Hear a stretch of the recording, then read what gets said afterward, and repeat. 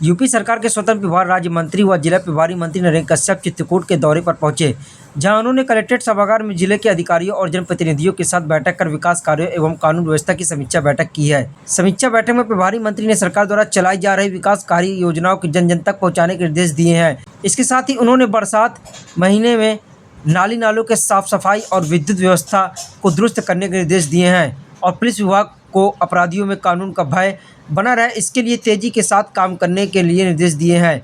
वहीं उन्होंने मीडिया से बात करते हुए यूपी में लोकसभा चुनाव में कम सीट आने पर उनका कहना है कि देश की जनता ने आदरणीय प्रधानमंत्री नरेंद्र मोदी जी को तीसरी बार प्रचंड बहुमत से प्रधानमंत्री बनाया है। यूपी में बीजेपी को अपेक्षित परिणाम प्राप्त नहीं हुए, इसकी समीक्षा सरकार और संगठन के स्तर पर की गई है। लखनऊ में 14 जुलाई को होने वाली बीजेपी की प्रदेश कार्य समिति की बैठक में यूपी हार की समीक्षा की जाएगी। बीजेपी अच्छे विचारों और अच्छे कार्यकर्ताओं की पार्टी है। बीजेपी हर चुनाव को चुनौती के रूप में लेकर जीतने का लक्ष्य लेकर चुनाव मैदान में उतरती है। 2024 चुनाव को छोड़कर यूपी की जनता हर चुनाव में बीजेपी को भरपूर समर्थन दिया है। प्रभारी मंत्री होने के नाते आज चित्रकूट जनपद में विकास कार्यों और कानून व्यवस्था संबंधी समीक्षा सभी अधिकारियों के साथ बैठकर की है।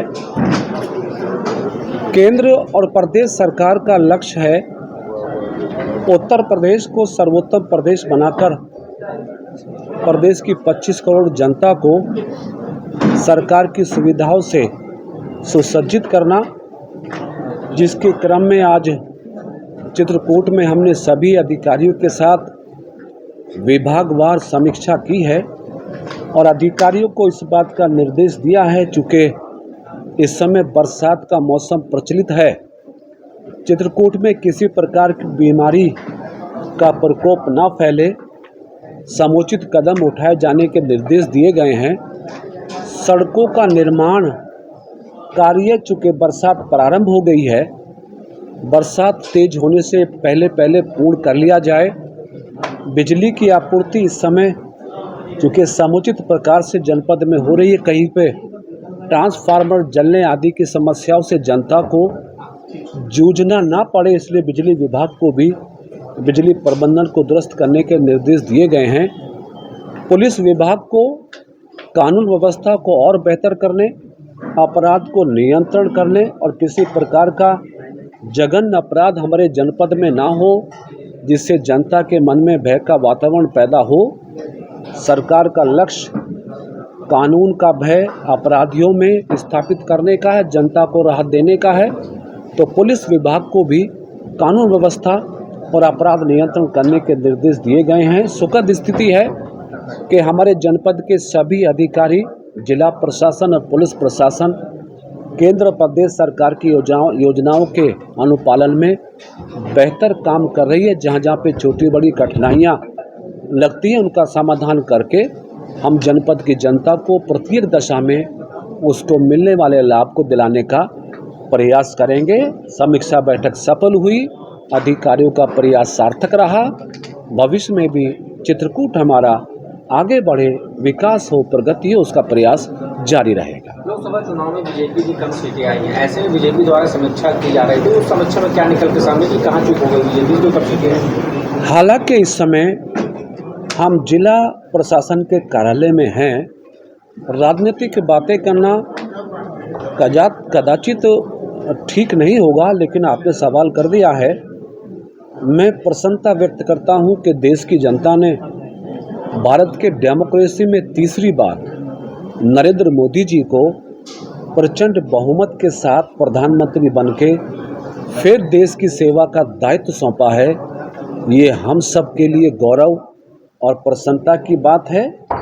उत्तर प्रदेश में अपेक्षित परिणाम भारतीय जनता पार्टी को प्राप्त नहीं हुए, इसकी समीक्षा सरकार और संगठन के स्तर पर की गई है।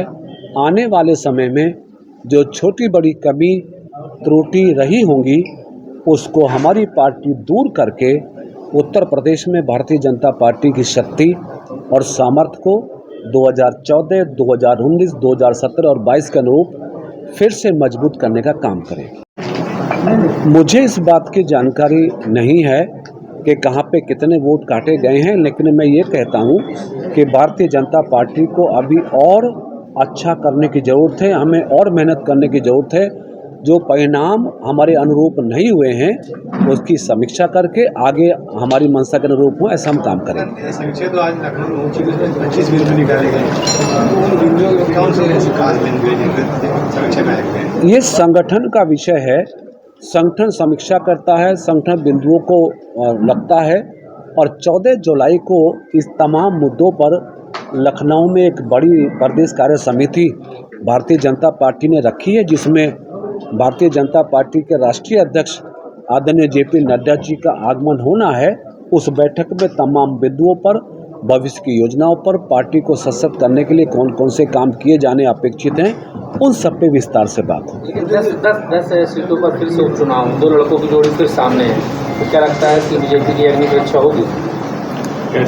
राजनीति में हर दिन परीक्षा होती है, हर चुनाव में परीक्षा होती है, हर चुनाव चुनौती होता है।